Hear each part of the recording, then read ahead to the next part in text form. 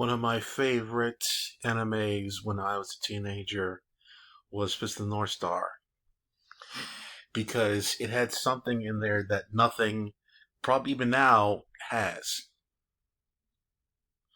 It had wacky villains, super over the top violence, a cool ass hero who didn't really say a lot. He was the opposite of Spider Man at the time.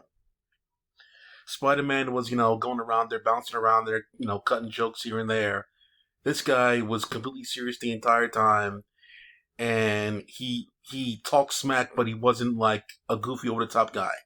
Essentially, he's like Batman, cool, calm, collected. You get in his face, you're gonna pay. So this guy, parades around the desert land trying to find Julia, his lost love, and people always getting in his way. So it's a very simple story. If Netflix remade this particular anime, number one, they already had a live action version of this one back in the 90s, and it was horrible, horribly done. It's a show with basically only humans in here, but they messed it up. But that was the 90s, you couldn't really do technology like that. But that's not really an excuse either. It was the execution of it. It looked horrible.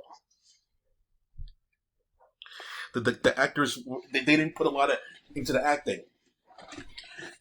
Considering, I don't think the director of this thing's really around anymore. I don't think Netflix would do this thing justice. The main thing that got me hooked was seeing a hooded figure walking through a building that collapsed on top of him, like it was nothing. He was going through that building as like a hot knife through butter, and he didn't care, he didn't move, he didn't budge. His animation, But the building literally fell on him, and it was like it wasn't even there. You see building debris everywhere, and like all the weight of the building and the ground shaking, but this motherfucker's moving like it's nothing. I'm like, what the hell is this? And it was amazing. I don't think they can recreate that one in live action. If you can do that one, you're going to get people hooked. Because the rest of the stuff is rather tame when it comes to special effects compared to that particular scene.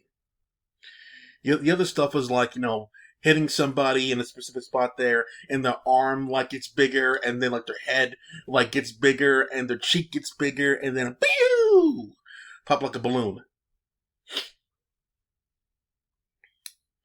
So like that'll be really cool to see. You can play this one off in with dub and have everything dubbed like it was back in the early 90s, I believe it was. And it would be okay. There's nothing wrong with it. Like gum bustle. It's no start no stop. So I believe this one could be done in live action. Would it be really popular? I think so. I think it would be because nothing else really is like this. You have horror stuff out there, but this isn't really horror. This is more like adventure with a lot of like action in between. The only action parts are when like a true martial artist is up against Kenshiro. The fight against Jago. That's very like fire related. Gasoline. Like rooftop settings, like a lot of trickery, a lot of wires. The fight against his brother later on.